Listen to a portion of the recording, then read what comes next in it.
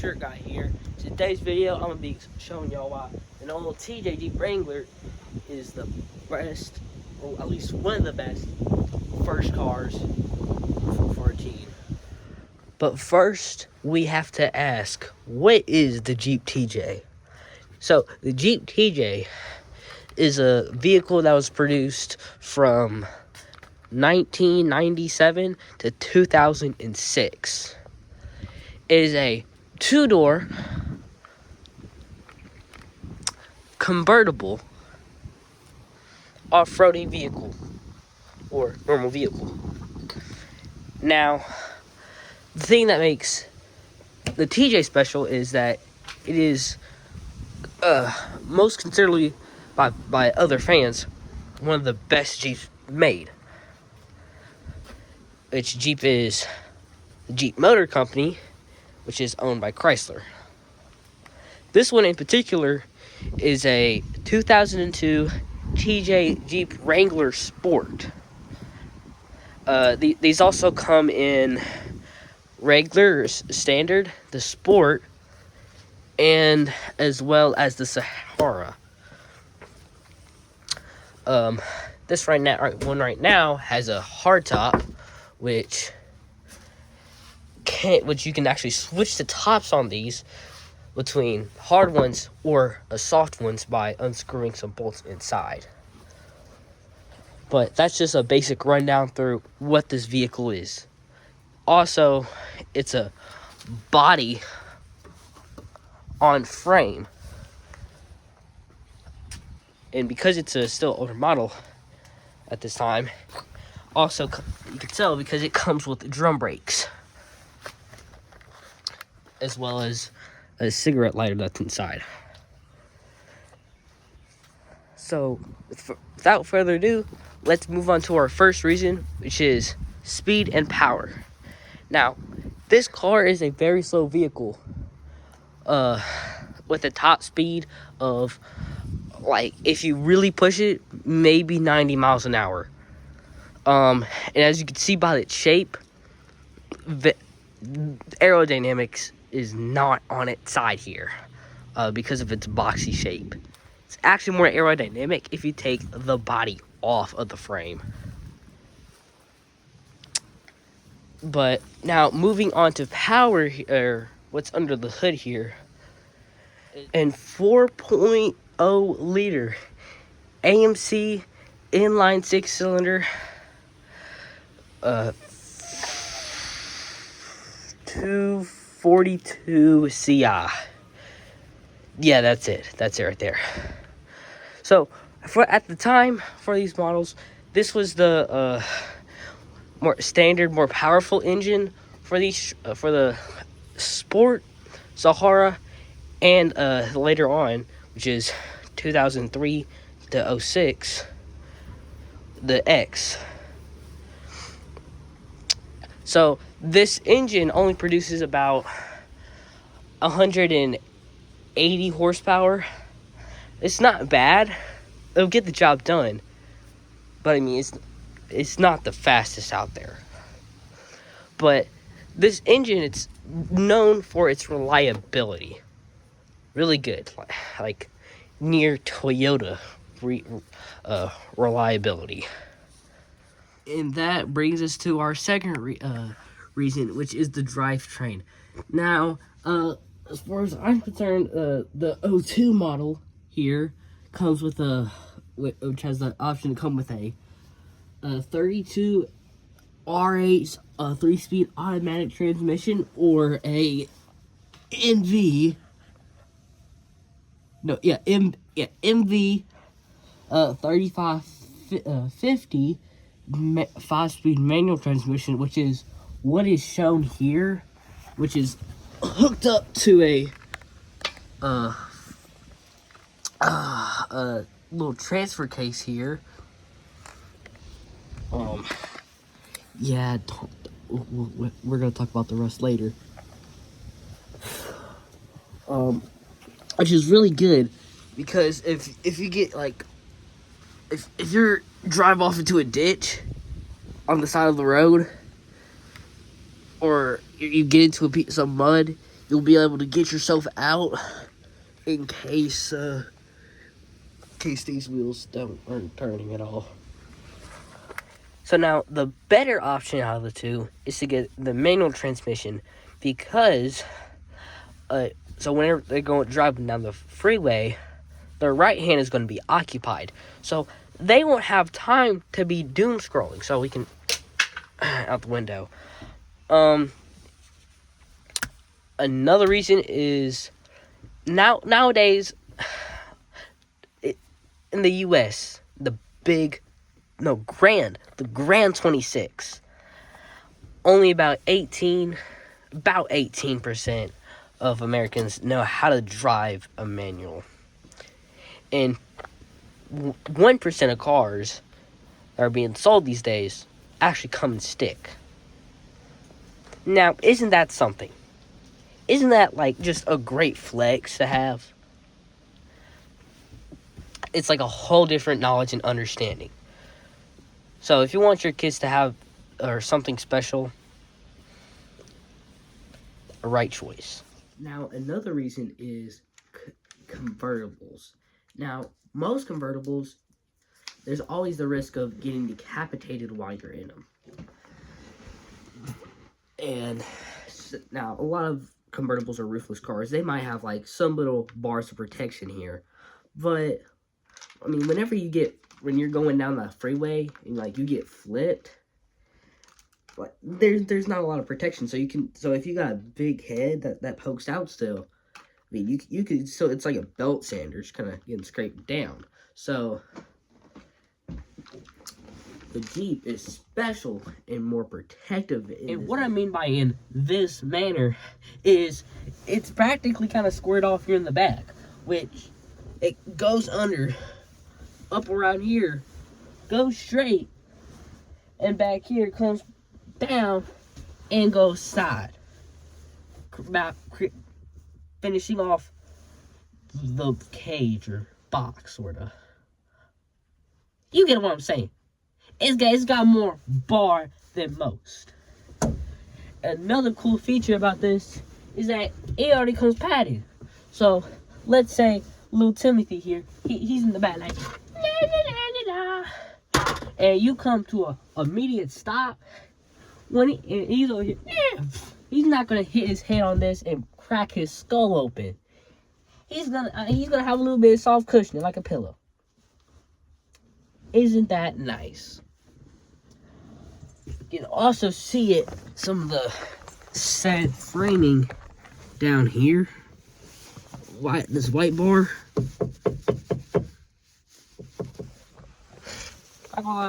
Sounds pretty certain. That sounds dirty enough to me. I trust this car. Now, unfortunately, we have to move on to our cons. Which, first up is the frame. Which these vehicles are known for having a rotting frame. Which is this. If you don't know what you're looking at, this is a frame here. Yeah, it's literally called frame rot. There's probably some more back down in there. But, plot twist, this could also be a pro. Because you can learn a lot about cars and the car itself. And it can be used as a bonding experience. Let's say if you're doing it like with your dad or parent or whatever. Learn a lot. And another con to talk about is the size. It's really, I mean, it's up higher, so you're not gonna like feel like you're gonna get squished by anything. That's good. But it's mostly the interior size I'm talking about, because just from the outside you can see like about half of it is the front. Around here, that's the main part of the cab, and like just a small bit here, that's just like the leftover space. So I've brought y'all along inside to the interior here to show you how small it is. I mean, it's averagely sized. I mean, it's my wingspan on the inside. Unfortunately, it's yay. Why? because about that half point where the bars are, that's where like the back of the seat's line. So you're given, I'm gonna say, about an under a foot of leg room back here, and in the spot here where would be the trunk, I don't think you can even call that a trunk. It's more like a spot. Because, well, thankfully it's smaller up here at the top because the slope of the seats, but it's more like a foot long back there in the bottom of it. Now, because of clever old thinking or common sense, they decided to make the seats foldable. Now, let's see if I can try to show y'all that. Alright, I gave y'all a closer view.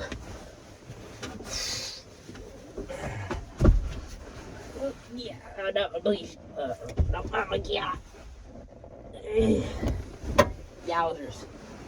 Oh, look at that. That's just one part. One part of these seats. And better yet. Oh, yowks. And will you look at that? It's like about two and a half, like, more feet of room here. I mean, bam! I can fit back here.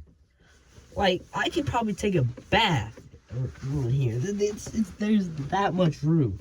Matter of fact, I could probably sleep back here. That's saying something, because I got freakishly long legs. Now, better yet, which I'm not going to do right now, because sun's going down. I'm not feeling that diligent. I'm just not going to take it out. But what I'm saying here is, you can get some space back here. Because earlier, like, you could fit maybe a trumpet case and a couple bottles of water. Now you could probably fit a me. This is the before space if you need another look. Yeah, so I can't really think of any like more cons because this is a really good car. So I'm gonna go ahead and move on to the features. So one is these Jeeps are kind of, one thing they're good for is they have good heaters. Really good heaters. I'm not gonna try starting the car right now, so I can't show y'all. How am I even gonna show y'all heat? But yeah, another thing is, so you have most of y'all have probably seen a hole like this in your car, and it probably used like with an adapter that charges with like cables, and that's like used to charge your phone or whatever. What these actually are, if you don't know, is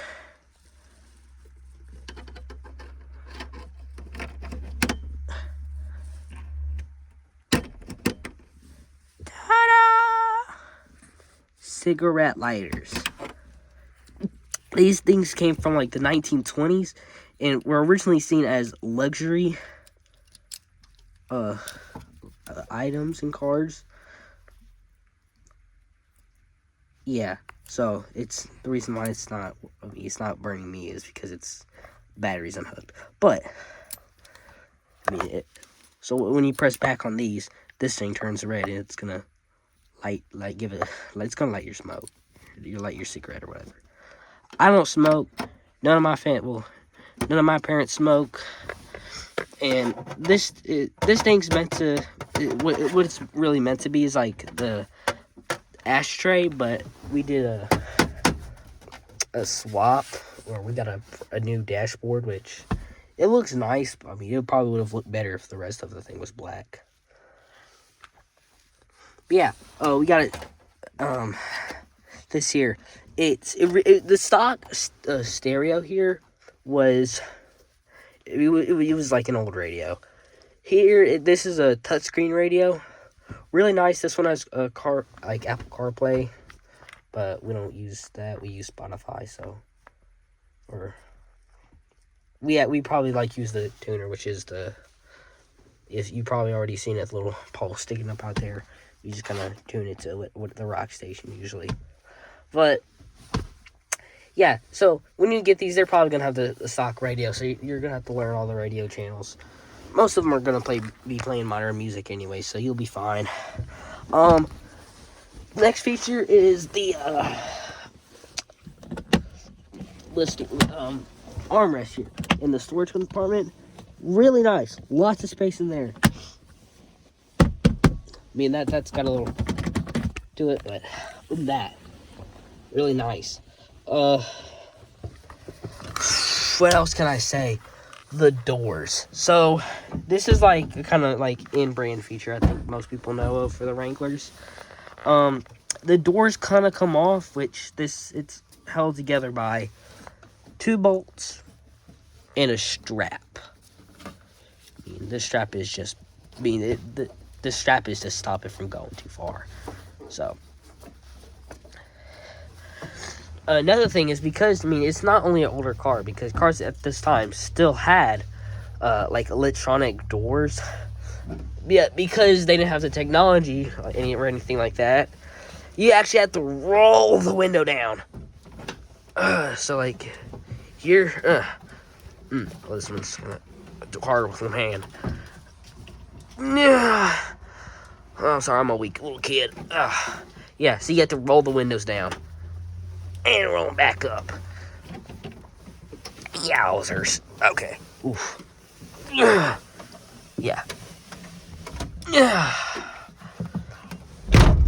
Also, you don't have to be gentle with the doors too. They're a little hard to close.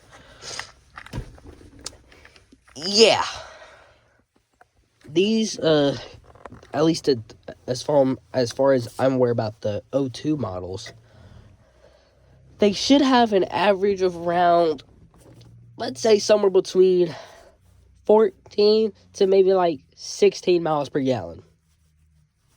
Maybe not the most fuel efficient, but these are older cars. Keep that in mind. And last, but certainly not least, pricing.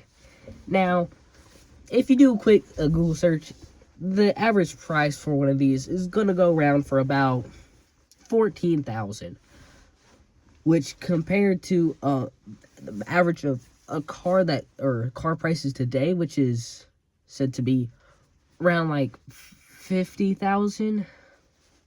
Gulp. I mean, this is kind of on the cheaper end, thankfully. And probably the best place that you're gonna find some of these is Facebook Marketplace, which these you probably usually go for somewhere between $10,000 to maybe $16,000, somewhere in that range.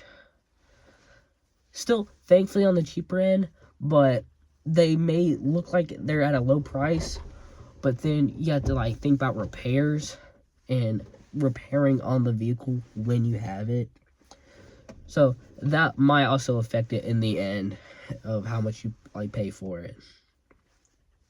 Other than that, really nice car for that money. And before we leave, one more pro. Can't forget this one, is the community. Now, outside, people see Jeep people as a cult and crazy white girls that have rubber ducks overflowing on their dashboard. Well, if you're in the community, people are actually really nice. And they might have little angry Jeep headlights, but they just from that you can tell they probably grew up in the in a nice white gated community. They're really nice people, and there's tons of aftermarket mods.